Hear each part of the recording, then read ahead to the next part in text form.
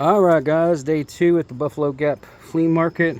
We've got our griddles, we've got our square pans, got some large ones going down. I went ahead and put the Dutch ovens on this table, keep them totally out of sun. Then over here we've got some 7s and then 8s, and then it comes up to the more expensive pans like the Initial, the SMS, Griswold's, Wagner's. Now I've got my Sportsman's grill.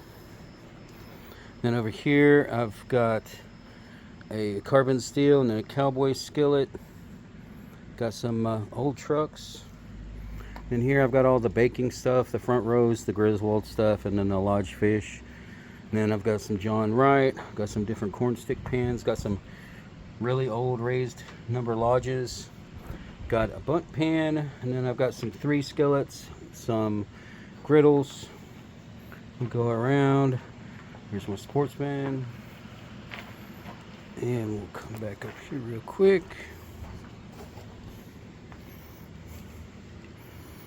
Got some cold water. I sold out of water yesterday, so that's a good thing. Got some drink mixes, so if anybody gets real thirsty and they don't want just water. I got a whole bunch of cars, some old Banks, old Harley, Combine. Then over here, I've got more of the enamel stuff. I got a La Crusade, a Descoware. This is a one from England. Got a couple of La Crusades here. An unknown little enamel pan, which is pretty cool.